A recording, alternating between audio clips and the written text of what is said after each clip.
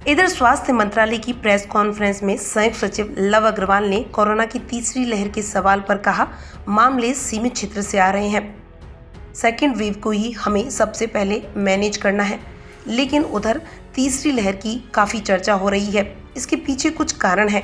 सरकार के दावे पर भी सवाल इसलिए उठाए जा रहे हैं क्योंकि देश में कोरोना केसों में लगातार बढ़ोतरी हो रही है। देश में दूसरी लहर के कहर के बाद 19 जुलाई को सबसे कम 29,420 मामले सामने आए थे। इसके बाद से ही रोजाना आने वाले कोरोना केसों में उतार चढ़ाव देखने को मिल रहा है।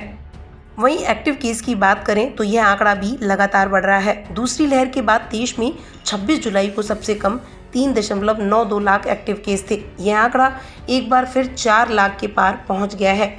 देश की तीसरी लहर के आहट के पीछे केरल के आंकड़े भी बड़ी वजह माने जा रहे हैं, क्योंकि दूसरी लहर की शुरुआत भी केरल महाराष्ट्र से हुई थी।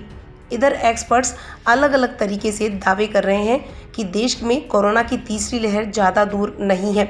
बात करें IIT हैदराबाद और कानपुर की रिसर्च की तो यहाँ दावा किया गया है कि अगस्त के अंत तक कोरोना की तीसरी लहर आ जाएगी।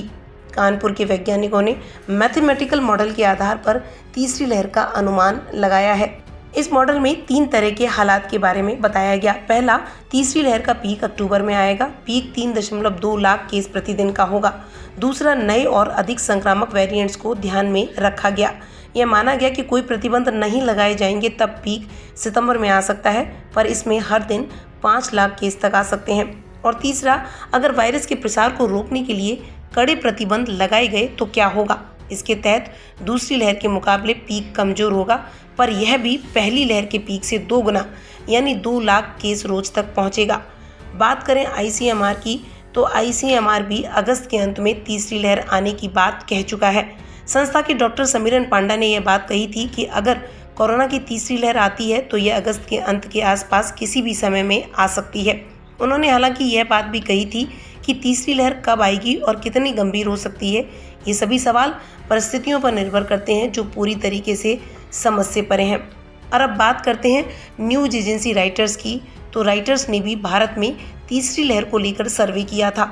इसमें 3 से 17 जून के बीच 40 हेल्थ केयर विशेषज्ञ, डॉक्टर, वैज्ञानिक, वायरोलॉजिस्ट, एपिडेमियोलॉजिस्ट और प्रोफेसर को शामिल किया गया था और उनसे इस मामले में अलग अलग प्रश्न किए गए थे।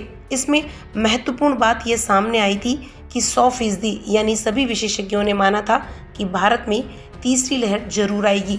वहीं 85% ने यह बात कही थी कि तीसरी लहर भारत में अक्टूबर में आ जाएगी। आपको यहाँ पर यह भी बताते चलें कि SBI भी अपनी रिपोर्ट में अगस्त के अंत तक कोरोना वायरस की तीसरी लहर की बात बता चुका है।